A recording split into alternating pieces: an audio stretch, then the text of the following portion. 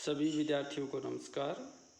Doctor Bhimrao Ambedkar राजकीय महाविद्यालय श्री गंगानगर से इतिहास का असिस्टेंट प्रोफेसर वीरेंद्र सिंह यादव आज आपको लेकर चल रहे हैं राजस्थान में राजनीतिक चेतना के प्रारंभिक प्रयास क्या थे। यानी इस वीडियो के अंदर जो अभी तक हम राजस्थान में राजनीतिक जागृति के कारण क्या थे या क्रांतिकारियों की भूमिका क्या थी, ये सब बातें पढ़ चुके हैं। उसी को आगे बढ़ाते हुए अब राजस्थान में जो राजनीतिक चेतना के प्रारंभिक प्रयास क्या क्या हुए उसके बारे में इस वीडियो के अंदर हम देखेंगे। चलिए सबसे पहले लेते हैं कि प्रारंभिक संगठन कौन कौन से बने व पत्रकारिता का राजनीतिक जागृति के अंदर क्या कुछ योगदान रहा। हम सबको पता है कि 1885 ईस्वी में अखिल भारतीय राष्ट्रीय कांग्रेस की स्थापना हुई थी। 1885 ईस्वी में इसकी स्थापना हुई और धीरे धीरे इसका प्रभाव राजस्थान की जनता पर भी पड़ने लगा। 1887 ईस्वी में सबसे पहले अजमेर के राजकीय महाविद्यालय के कुछ छात्रों ने मिलकर कांग्रेस कमेटी की स्थापना की। 1887 अजमेर राजकीय महाविद्यालय के कुछ छात्रों ने मिलकर राजस्थान के अंदर सर्वप्रथम एक कांग्रेस कमेटी की स्थापना की।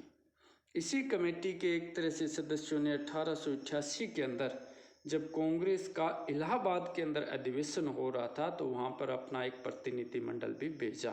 यानी 1887 में कांग्रेस कमेटी की स्थापना होती है। 1888 में वो अपना एक प्रतिनिधिमंडल है वो इलाहाबाद भेजती है और इस प्रतिनिधिमंडल का नेतृत्व किया था गोपीनाथ माथुर और कृष्णलाल जी ने। इसके साथ अगर पत्रकारिता की बात करें तो सबसे पहले उदयपुर से प्रथम पाक्षिक समाचार सज्जन कीर्ति सुधाकर प्रकाशित हुआ उदयपुर से। इसके बाद 1885 ईस्वी में अजमेर से राजस्थान टाइम्स नामक न्यूज़पेपर निकला और इसका हिंदी संस्करण है वो राजस्थान पत्रिका के नाम से प्रकाशित हुआ। लेकिन ब्रिटिश सरकार के आदेश पर इन समाचार पत्रों को बंद कर देना पड़ा।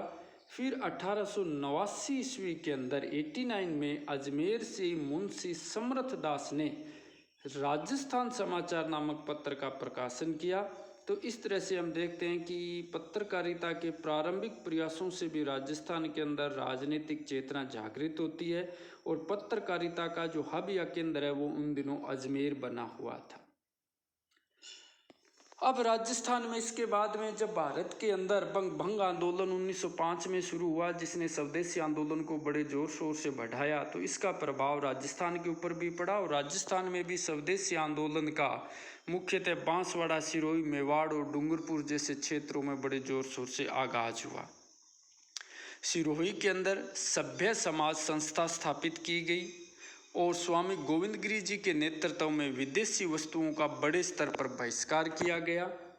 इसके अलावा विदेशी वस्तुओं का बहिष्कार है, नागरिकों को मद्यपान से छोड़ने का कार्य भी सभ्य समाज संस्था के द्वारा किया गया और इसके साथ साथ राजनीतिक अधिकारों की प्राप्ति के लिए संघर्ष करने का आह्वान भी इस संस्था के द्वारा किया गया।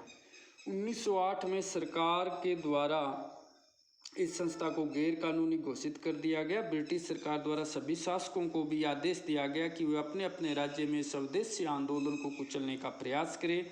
परिणाम स्वरूप सरकार की दमनकारी नीतियों के फलस्वरूप ये जो आंदोलन है स्वदेशी आंदोलन है वो समाप्त हो गया। बट फिर भी इसने सभ्य समाज संस्था के नेतृत्व में राजस्थान के लोगों को जागृत करने का महत्वपूर्ण कार्य किया। अगला हम लेते हैं राजस्थान सेवा संघ, जो एक प्रारंभिक संगठन था और जिसने राजस्थान के लोगों में राजनीतिक जागृति लेकर आया। तो 1919 ईस्वी के अंदर अर्जुनलाल सेठी, केसरी सिंह बारठ, विजय सिंह पथिक के नेतृत्व में महात्मा गांधी जी की सलाह से वर्धा, जो आज महाराष्ट्र के अंदर है, वहाँ पर राजस्थान सेवा संघ की स्थापना की गई और 1920 ईस्वी में इसको अजमेर स्थानांतरित कर दिया गया। इसका मुख्य ध्येय क्या था? जनता के कष्टों का निवारण करना, शासकों और जागीरदारों के उचित अधिकारों का समर्थन करना और जागीरदारों और उनके परिजनों के मध्य अच्छे संबंधों का विकास करना। राजस्थान सेवा संघ ने एक समाचार पत्र निकाला, राजस्थान केसरी, और इस समाचार पत्र से बिजोलिया व बेगू किसान आंदोलन का जबरदस्त प्रचार प्रसार किया गया और इसके अलावा बूंदी, सिरोही और उदयपुर के पुलिस दमन का पर्दाफाश भी इस समाचार पत्र के द्वारा किया गया। राजस्थान राज्य के अंतर्गत राजनीतिक जागृति करने में इस संघ ने अजमेर से भी एक पत्र निकालने का निश्चय किया और तदनुसार नवीन राजस्थान नामक एक समाचार पत्र का प्रकाशन अजमेर से हुआ।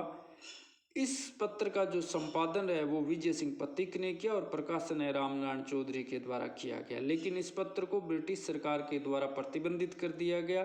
तब नए नाम से यानी तृण राजस्थान नाम से दूसरा समाचार पत्र निकाला गया।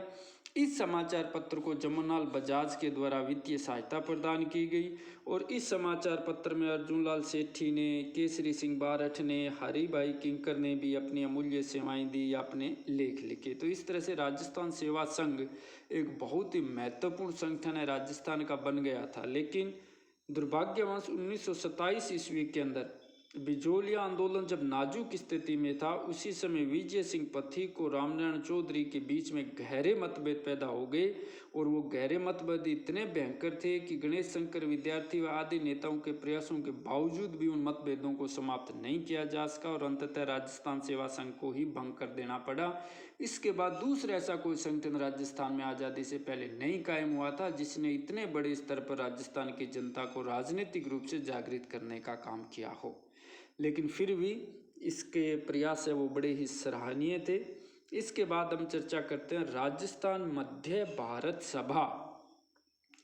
राजस्थान मध्य भारत सभा, इसके अगर गठन की बात करें तो जमनलाल बजाज सीकर से, ग्वालियर से गणेश शंकर विद्यार्थी, अजमेर से चांदकरण शारदा, जयपुर से स्वामी नरसिंह देव, अर्जुन लाल सेठी, विजय सिंह पथिक, केसरी सिंह बारिठ, आन सभी के प्रयासों से इस संस्था की स्थापना हुई थी। जब दिल्ली के अंदर 1919 ईस्वी में कांग्रेस का अधिवेशन हुआ था तो वहीं पर इन लोगों ने इस संस्था के गठन का निर्णय किया गया, जिसके परिणाम स्वरूप राजस्थानी मध्य भारत सभा का गठन किया गया और इसका प्रथम जो अधिवेशन है वो 1919 यानी 29 दिसंबर 1919 को दिल्ली के चांदनी चौक स्थित मारवाड़ी पुस्तकालय भवन में जमनलाल बजाज की अध्यक्षता में संपन्न हुआ।